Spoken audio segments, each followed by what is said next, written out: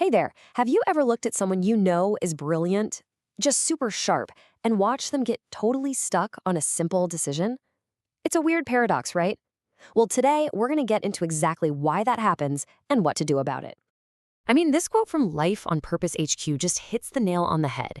You'd think that all that brainpower would make choosing things a breeze, but so often it just leads to a complete standstill. It's a super counterintuitive idea, and we're about to unpack it. So yeah, let's just ask the question straight up. Why do we get paralyzed by choice? We've all been there, whether it's a huge life-changing decision or, just figuring out what's for dinner. That feeling of being totally frozen, it's real. And today, we're going to look under the hood and see what's going on. Okay, so first up, let's talk about what's called the smart person's paradox. This is where having a high IQ can actually work against you. See, really intelligent people are fantastic at imagining all the possibilities, all the what-if scenarios. But that superpower can backfire, leading them down a rabbit hole of overanalyzing and second-guessing until they're just stuck. And this whole struggle, it actually has a name: analysis paralysis. And, just giving it a name is the first step to beating it. I'm willing to bet a lot of you have felt this, even if you didn't know what to call it. So here's the official definition, basically from Wikipedia. It's that moment when you overthink and overanalyze something so much that you literally paralyze yourself. You can't move forward because you're so caught up in weighing every single pro and con. And this just explains it perfectly. Voltaire absolutely nailed it centuries ago. It's the hunt for that perfect, flawless, 100% correct solution that stops us from picking a perfectly good one that's sitting right there in front of us. And this is not some new modern problem. It's a human struggle that's as old as time. I mean, we're talking way back to Aesop's fables with the story of the fox who had 100 clever plans but got caught, while the cat with just one simple plan got away.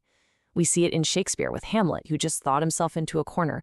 And we even heard it from Winston Churchill during World War II, warning that trying to be perfect leads to, well, paralysis. Now, it's also really important that we get clear on the difference between indecision and indecisiveness.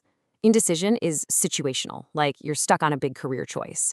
But indecisiveness, that's more of a chronic thing, a personality trait where you struggle to decide on, well, almost everything. For this explainer, we're really digging into that deeper, more ingrained pattern. So, what is actually going on inside our heads when we freeze up like that? Let's dive into the psychology of being stuck. First, there's this thing called overchoice, or choice overload. You'd think having more options is always better, right? But the research actually shows that when we have too many choices, our brains just get totally overwhelmed. The sheer complexity of trying to evaluate everything completely cancels out the benefit of having all those options to begin with. And that leads right into something called decision fatigue. I want you to think about your willpower, your ability to make good choices like a muscle. Every single decision you make all day, from what to wear to what to work on, it's like doing a rep at the gym. By the end of the day, that muscle is exhausted and the quality of your decisions just tanks. That's when you make an impulsive choice, or more likely, just avoid deciding altogether. And what's really fueling all of this? Well, it usually comes down to a few usual suspects. There's the fear of messing up, of making the wrong choice. There's that nagging perfectionism. There's the feeling of drowning in way too much information. Then there's that deep, gut-wrenching fear of future regret. And sometimes, it's just a plain lack of self-confidence. Do any of those sound familiar? For a lot of us, it's a cocktail of all of them. And it's also really important to mention that sometimes chronic indecisiveness can be a symptom of an underlying condition. For folks with anxiety, all the what-ifs can be completely debilitating. For people with ADHD, challenges with executive functions, things like planning and organizing thoughts, can make decision-making feel like climbing a mountain. So it's often way more than just a personality quirk. And just to put that into perspective, the National Institute for Mental Health says that nearly 20% of adults in the US live with some form of anxiety disorder. That's 1 out of every 5 people. So this is a huge and often invisible reason for all the indecision we see around us. All right, so we've spent a lot of time on the why. We've diagnosed the problem. Now let's talk about the cure. This next part is all about building your own personal decision-making toolkit, giving you some real, practical strategies to break free from that cycle of paralysis. Okay, the first tool is so simple, but it is incredibly powerful. You have to learn to categorize your decisions. Ask yourself, is this reversible, like trying a new lunch spot? If you don't like it, no big deal. Make those choices fast. Or is it irreversible, like buying a house? Yeah, those deserve more thought, but the key is to still not let yourself get stuck overthinking it forever. So, Life on Purpose HQ gives us this awesome, really actionable framework. It's just 3 simple steps. First, define the impact. Is it a big deal or a small deal? Second, use the 80% rule. We'll get to that in just a second.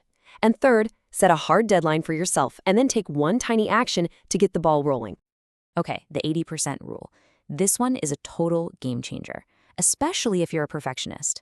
The idea is so simple. You do not need 100% certainty to move forward. If you feel about 80% sure about a choice, that is good enough. Go for it. That last 20% you're chasing, that's not more clarity. That is just your fear and your perfectionism talking. And here are a few more quick fixes you can literally start using today. Give yourself a time limit for research, say 1 hour, and that's it. Then you decide. Force yourself to narrow your choices down to just 2.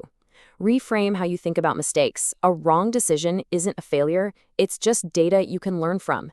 And hey, sometimes you just need to go old school with a simple pro-con list on a piece of paper. So we've gone from the why to the how. To wrap this all up, let's take this from theory and put it into practice with a really direct, empowering challenge. Okay, this is your call to action, straight from our source material. I want you to think right now about one decision. It can be big, it can be small, that you've been putting off. Your challenge is to set a 24-hour timer. By this time tomorrow, you are going to make a choice, and you are going to take the very first step.